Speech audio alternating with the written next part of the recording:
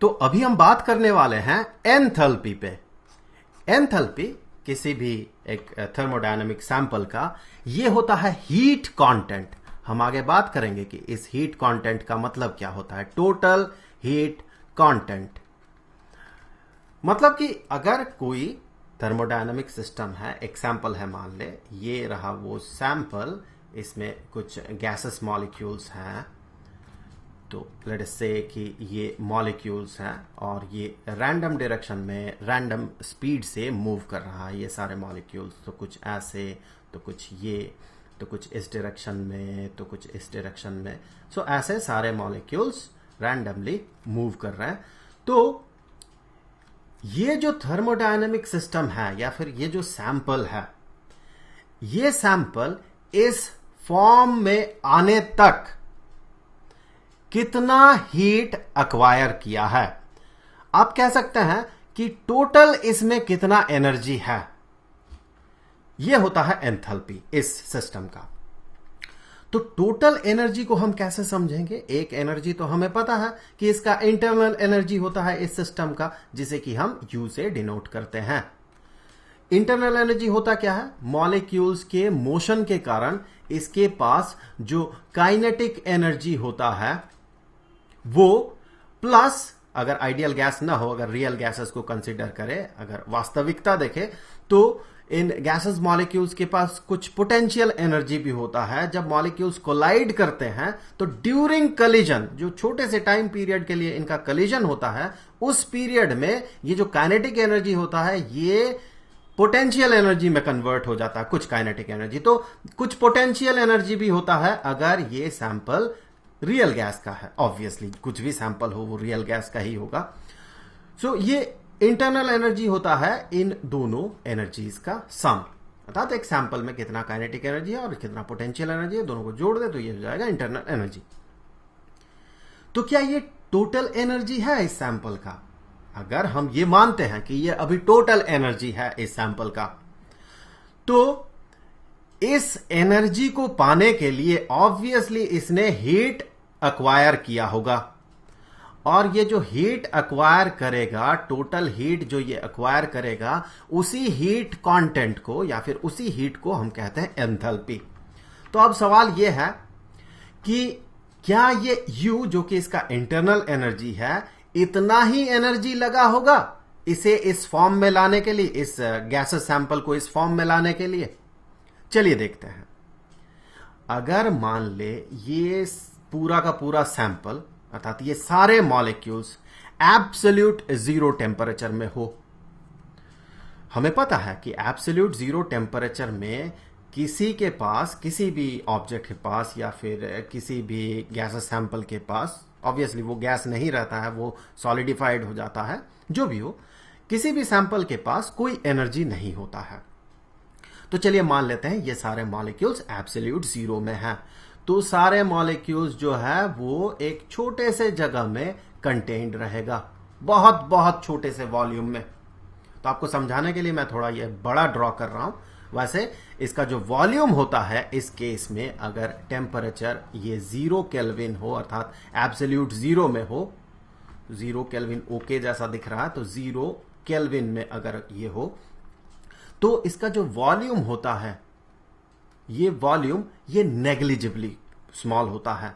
सो ये वॉल्यूम इस समय एब्सोल्यूट जीरो टेम्परेचर में वॉल्यूम इज नेग्लिजिबली स्मॉल। तो मैं यहां वेरी स्मॉल लिख रहा हूं। सो वेरी स्मॉल, बहुत छोटा वॉल्यूम होता है, और इसके पास ना कोई पोटेंशियल एनर्जी होता है इन मॉलिक्यूल्स के पास, और ना ही कुछ काइनेटिक एनर्जी होता है, क्योंकि एब्सोल्यूट जीरो मतलब इसके पास थोड़ा भी हीट नहीं है, इसीलिए इसका टेम्परेचर एब्सोल्यूट जीरो है।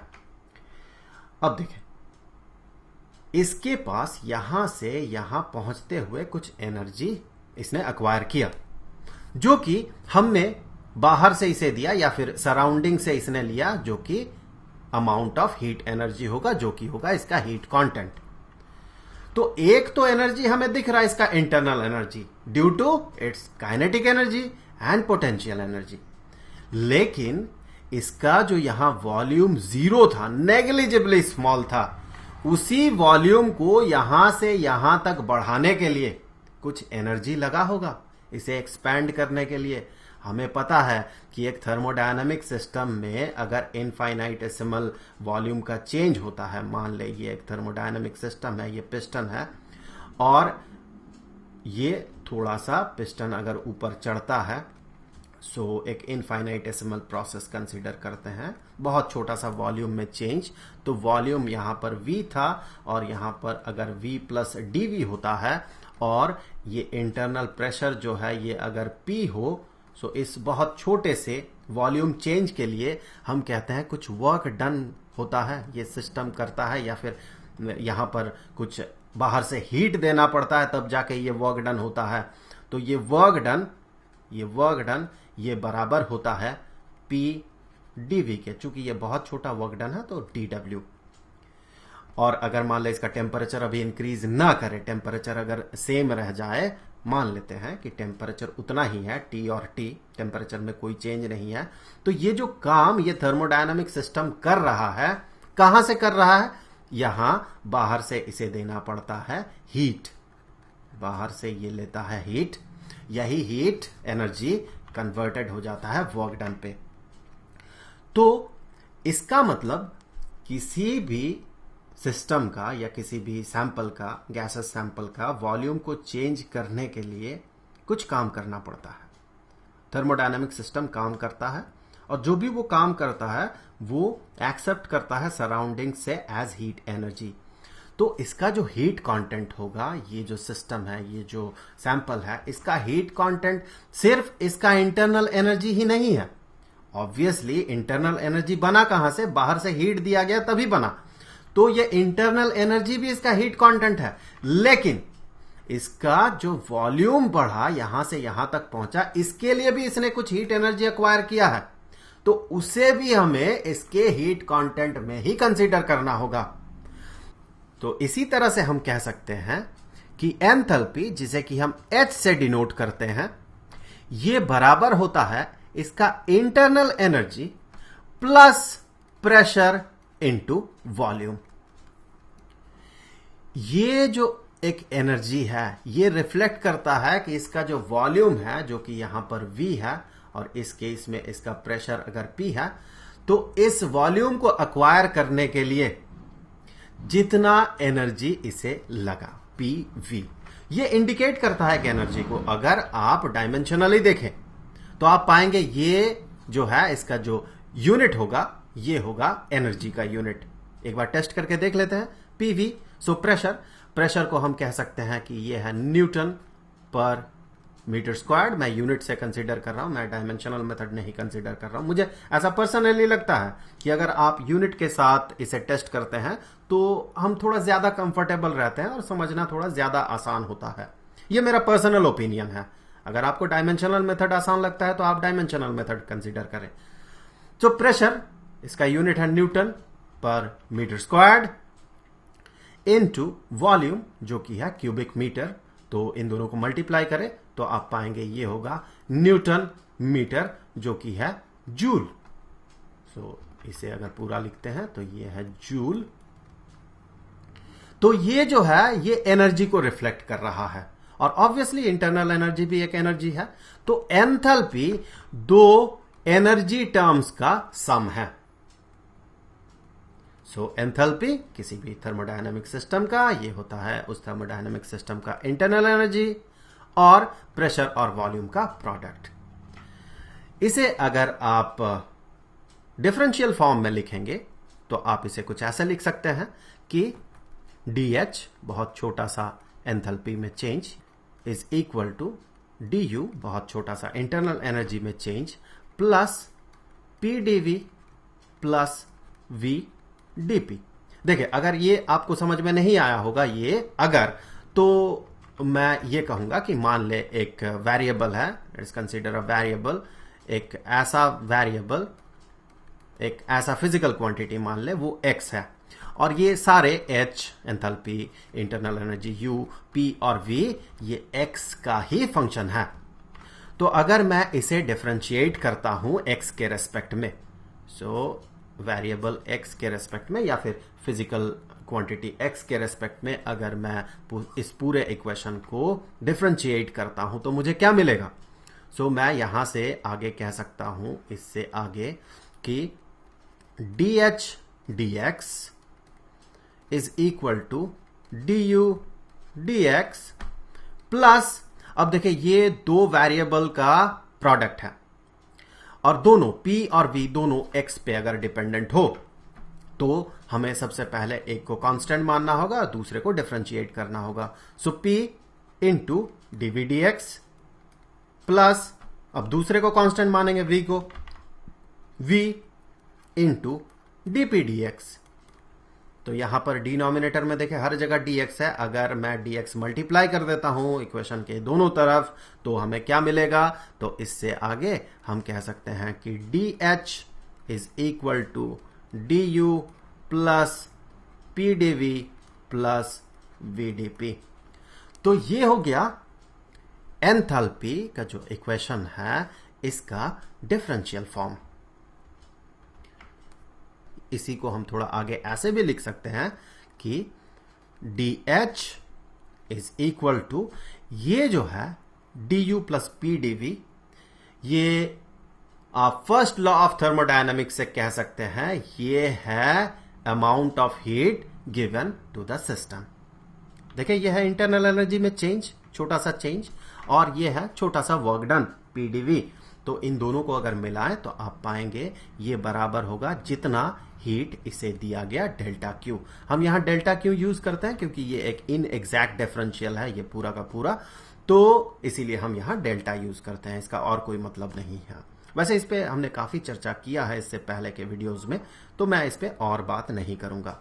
ये हो गया कितना हीट उस थर्मोडायनामिक सिस्टम को दिया गया, ये है फर्स्ट लॉ ऑफ थर्मोडायनामिक्स से, प्लस एक छोटे से प्रोसेस के लिए, ये बहुत छोटे से प्रोसेस में कितना हीट उसे दिया गया, प्लस v dp।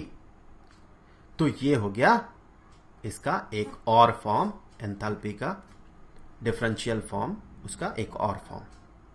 इससे आगे हम बात करेंगे कि आइसोबारिक प्रोसेस में और एडियाबैटिक प्रोसेस में एंथैल्पी का मतलब क्या निकल के आता है।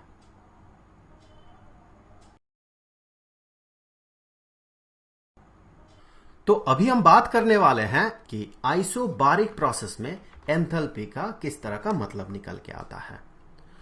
तो इन आइसोबारिक प्रोसेस, जैसे कि हमें पता है आइसोबारिक प्रोसेस वो प्रोसेस होता है, थर्मोडायनामिक प्रोसेस होता है जिस प्रोसेस में कि उसका प्रेशर चेंज नहीं करता है। इन आइसोबारिक प्रोसेस हमें पता है इस प्रोसेस में जो है ये प्रेशर होता है कांस्टेंट। प्रेशर इज कांस्टेंट कब? जब आइसोबारिक प्रोसेस होता है। कांस्टेंट प्रेशर में हम इस इक्वेशन को किस तरह से रिप्रेजेंट कर सकते हैं? तो इसी एक्सप्रेशन को या इस इक्वेशन को कुछ हम ऐसे लिख सकते हैं कि dh is equal to delta Q, और यहां जो vdp है प्रेशर तो चेंज नहीं कर रहा, तो dp जो है वो तो जीरो हो गया, तो ये पूरा का पूरा एक्सप्रेशन जो है, ये टर्म जो है ये जीरो हो जाएगा। आइसोबारिक प्रोसेस में dh small change in enthalpy is equal to the heat, the small amount of heat जो कि उस थर्मोडायनामिक सिस्टम को दिया जाएगा। तो फिर अगर हम टोटल चेंज इन एंथैल्पी की बात करते हैं तो हम कैसे पता करेंगे इसे? हम इंटीग्रेट कर देंगे इसे। इससे आगे हम कह सकते हैं टोटल चेंज इन एंथैल्पी जो कि इसे इंटीग्रेट करने से हमें मिला is equal to integration of delta Q. तो यहां पर हम इसे कैसे रिप्रेजेंट कर सकते हैं? देखें जो लिमिट्स हैं उसे कैसे हम रिप्रेजेंट करेंगे। तो यहां पर ये क्या है, ये छोटा सा एंथैल्पी में चेंज है, तो इसे इंटीग्रेट करके हम क्या बताना चाहते हैं? एक सर्टेन प्रोसेस में टोटल चेंज इन एंथैल्पी, अर्थात यहां लिमिट होना चाहिए इनिशियल एंथैल्पी HI और यहां होना चाहिए HF अर्थात फाइनल एंथैल्पी। मैं इसे थोड़ा ड्रॉ कर लेता हूं। तो मान ले कि ये पूरा का पूरा प्रोसेस है, ये इसका एंथैल्पी अभी मान ले कि ये है HI, एंथैल्पी इसका HI, ये यहां से इसका जो एंथैल्पी है फाइनली चेंज होके ये बन गया HF। तो इसका एंथैल्पी फाइनली बन गया HF। और इस पूरे प्रोसेस में इसे जो हीट दिया गया, ये हीट जो है ये Q के बराबर है। तो इसे जब हम रिप्रेजेंट करेंगे तो यहां पर लिमिट्स तो होगा HI से लेके HF, इनिशियल एंथैल्पी से लेके फाइनल एंथैल्पी, और यहां जो लिमिट होगा, लोअर लिमिट और अपर लिमिट, वो क्या होना चाहिए? देखें, इनिशियल एंथैल्पी कब? इस स्टेट में। फाइनल एंथैल्पी कब? इस स्टेट में। और ये क्या बता रहा है? The amount of heat energy, जो कि इसे दिया गया एक बहुत छोटा सा प्रोसेस में। तो यहां पर इसका शुरुआत में इस जगह पे कितना हीट दिया गया था? 0। और इस जगह पे टोटल कितना हीट दिया गया? टोटल Q हीट दिया गया। हमने माना इस पूरे प्रोसेस में हमने Q हीट दिया, तो यहां पर लिमिट जो होगा ये होगा 0 to Q। आप इसे इंटीग्रेट करें तो आप यहां पाएंगे ये होगा HF माइनस HI। तो ये हो गया change in enthalpy, that is equal to Q, the amount of heat energy given to the system. तो ये होता है आइसोबारिक प्रोसेस में एंथैल्पी का मतलब। तो ये हो गया चेंज इन एंथैल्पी। तो इसे हम ऐसे भी रिप्रेजेंट कर सकते हैं कि change in enthalpy is equal to amount of heat energy given to the system. आप यहां डेल्टा भी यूज कर सकते हैं। तो जो भी हो, ये रिप्रेजेंट करेगा amount of heat energy given to the system. अब देखिए इससे आगे, यहां से हम इसे कुछ ऐसे भी रिप्रेजेंट कर सकते हैं कि ये जो है DH ये बराबर किसके है? ये बराबर है डेल्टा Q के। हम क्या करेंगे? इन दोनों टर्म्स को पार्शियली डिफरेंशिएट करेंगे टेम्परेचर के रेस्पेक्ट में। तो हम क्या कह सकते हैं कि ये जो है ये बन गया partial derivative of H with respect to T is equal to partial derivative of Q with respect to T। अब दोनों ही केस में जो प्रेशर है ये तो कांस्टेंट है, हम तो आइसोबारिक प्रोसेस की बात कर रहे हैं, सो प्रेशर कांस्टेंट है दोनों ही केस में। अब आप इस एक्सप्रेशन को या इस टर्म को देखें, ये क्या है? ये है चेंज इन हीट एनर्जी या फिर heat energy given to the system, इसका जो रेट ऑफ चेंज है विथ रेस्पेक्ट टू टेम्परेचर, जब प्रेशर कांस्टेंट हो। तो हम कह सकते हैं ये है हीट एनर्जी गिवन या acquired by the system for unit change in temperature. ये रेट ऑफ चेंज बता रहा है हीट एनर्जी का विथ रेस्पेक्ट टू टेम्परेचर। तो अगर मान ले कि ये जो सिस्टम है, ये जो थर्मोडायनामिक सिस्टम है, ये 1 मोल का हुआ, सो अब हम जो सिस्टम की बात कर रहे हैं ये 1 मोल का है।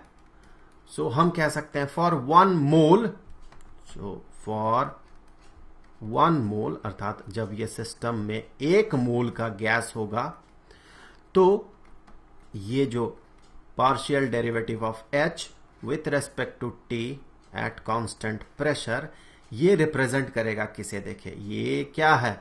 ये है कांस्टेंट प्रेशर में हीट एनर्जी जो अक्वायर कर रहा है ये सिस्टम, उसका रेट ऑफ चेंज या उसका rate with respect to temperature, अर्थात यूनिट टेम्परेचर रेज करने के लिए कितना हीट एनर्जी देना होगा एट कांस्टेंट प्रेशर।